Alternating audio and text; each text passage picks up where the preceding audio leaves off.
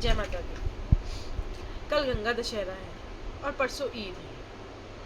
हम इसको अलग अलग धर्मों के दो अलग रिलीजन देख के सोच सकते हैं, पर क्या किसी ने ये कंपैरेटिव स्टडी करी है कभी?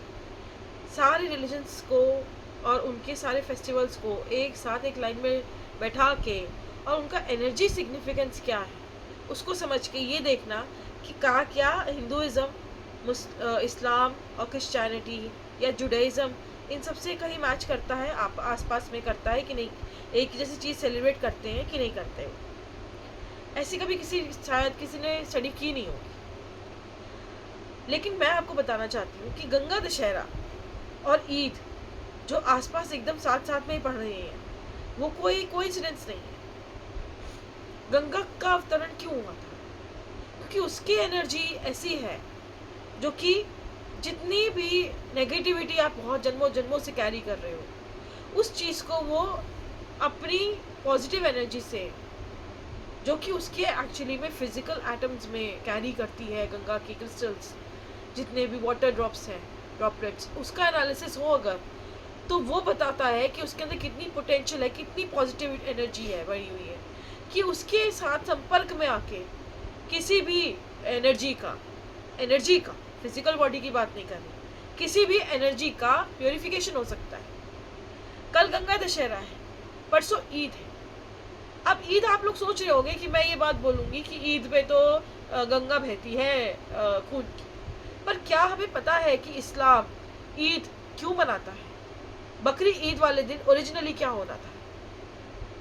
कहाँ से आई बकरी ईद और क्या था ईद? ईद होती क्या है? ईद वो दिन है जो अल्लाह का, ऑल माइटी का, जो ऑल पावरफुल एनर्जी है, जिसको हम एनर्जी बोल सकते हैं या भगवान बोल सकते हैं अपने हिंदू शब्द में, कोई भी भगवान मान लें आप, वो जो है अपने लोगों से एक अपना संपर्क बनाने की कोशिश करता है सीधा। पहले हुआ आपका प्योरिफिकेशन उस एनर्जी में जाके, जिसको कहते हैं गंगा।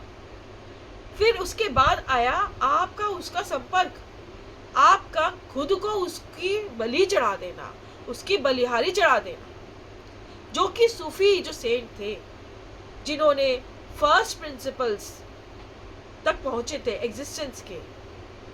सूफी क्या थे? इस्लाम के वो साइंटिस्ट थे जिन्होंने सच जानने की कोशिश करी। विवेकानंद हिंदुइज्म के कौन थे? वो साइंस और स्पिरिचुअलिटी को बोलते थे कॉम्प्लीमेंट्री है, एक साथ चलती है, एक के बिना दूसरी खत्म नहीं हो सकती। तो जब हमारा हिंदुइज्म इसकी बात करता है, साइंस और स्पिरिचुअलिटी की दोनों के साथ में चलने की बात करता है, इस्लाम भी साइंटिफिकली समझता है जो इस्लाम को, वो सूफीज्म की स्टेट तक जाता है। उसमें भी कोई बलि नहीं होती। आप उसके उनके सारे कलमे, उनके सारे रूमी के या जितने भी पोएट्स हुए हैं, उनके सारे कलमे अगर आप कुछ भी पढ़ें, वो सिर्फ प्रेम की, गाढ़े प्रेम की बात करते हैं। और उसका कंपैरिजन अगर ब्लेक की पोएट्री से, जो इंग्लिश पोएट था, उसकी पोएट्री से कंपैरिजन किया जाए, तो दोनों को आप बैठ के देखेंगे तो वो एक फिजिकल प्रिंसिपल बताते हैं, एग्जिस्टेंस का बता रहे हैं। ये आपको वो इंसान बता रही है जिसने अक्रॉस डिसिप्लिन्स काम किया है। मैं एक ट्रांसडिसिप्लिनरी साइंटिस्ट हूँ,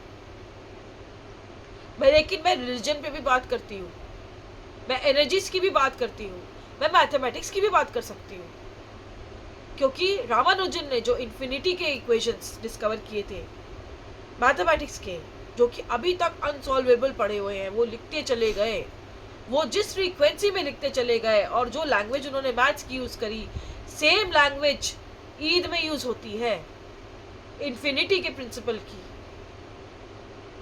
पहले गंगा में आप अपने आप को प्योरीफाई करिए उस एनर्जी को, क्योंकि गंगा दशहरा वाले दिन वो एनर्जी, प्योरीफिकेशन वाली एनर्जी सब पे बरसती है।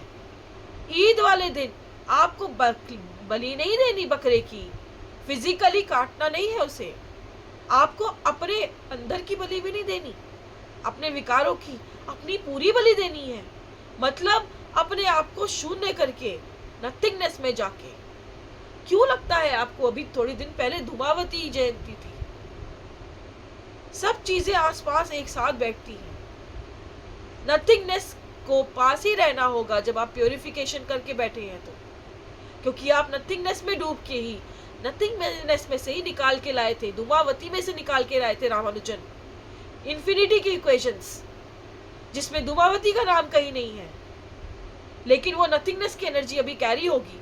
उस नथिंगनेस में जाके अपने आप को जब आप डिस्कवर करेंगे पॉजिटिव डिसइंटीग्रेशन के बाद, मतलब कि अपने आप को शून्य बनाते चले जाना पॉजिटिवली। नेगेटिवली कोशिश करते हैं हम हमेशा। जब भी कोई हमारे से हमारी कमी बताता है, कितने % लोग हैं जो उसको पॉजिटिवली लेते हैं? वो लेता है जिसको अपने आप को इम्प्रूव करना है। एक साइकोलॉजिस्ट थे डेब्राउस्की, जिन्होंने थ्योरी ऑफ पॉजिटिव डिसइंटीग्रेशन निकाली थी। उन लोगों के बारे में स्टडी करके जो जीनियसेस थे अपनी लाइन में। और अगर मैथमेटिक्स के जीनियस का काम आप लेके देखें, और एक आर्टिस्ट हिल्मा जो थी, जो अभी लेटेस्ट डिस्कवर हुई है, उनका दोनों का भी कंपैरिजन सीधा सीधा बैठता है, सही बैठता है। पूर्णमदः पूर्णमिदं पूर्णात् पूर्णमुदच्यते पूर्णस्य पूर्णमादाय पूर्णमेवावशिष्यते। ये किसने किया है? ये क्या डिस्क्राइब करता है? ये जीरो की इक्वेशन है। This talks about zero. ये एक मैथमेटिकल इक्वेशन है जिसको हम एक शांति पाठ की तरह, शांति मंत्र की तरह हिंदुइज्म में गाया जाता है, क्योंकि वो आपको उस जीरो स्टेट में लेके जा रहा है जहाँ सबको शांति मिलती है। लेकिन हम आज उसको प्रैक्टिस कैसे कर रहे हैं? हम आज ईद कैसे मना रहे हैं? इतना बड़ा पर्व है जिसमें हर इंसान को अपने अंदर की बलि, अपनी पूरी बलि देनी है। मतलब अपने आप को पूरा खत्म करके दोबारा डिस्कवर करना है, दोबारा से इस एग्जिस्टेंस को समझने में डिस्कवर करना है कि ये है क्या और कैसे मैं इसको एंजॉय करूं। वो प्रैक्टिस होती थी। एक्चुअली में इस्लाम में जो है साइंटिस्ट थे, साइंटिस्ट ऑफ रिलीजन थे।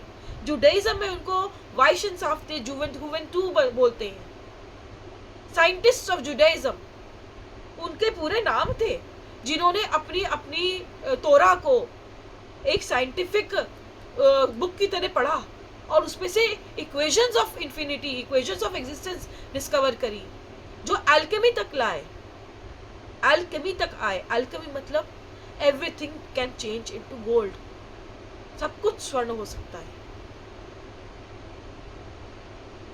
तो जो चीज इतनी प्योर और इतनी साइंटिफिक है, जिसे हम कहते हैं हमारा इस्लाम या हमारा हिंदुइज्म या हमारी क्रिश्चियनिटी, उस चीज को हम किस हद पे ले आए हैं कि अपने आप को वो स्वर्ण बनाने की बजाय हम एक बेजुबान को काट के और उसका मीट बांट के खा लेते हैं, बस हो गया।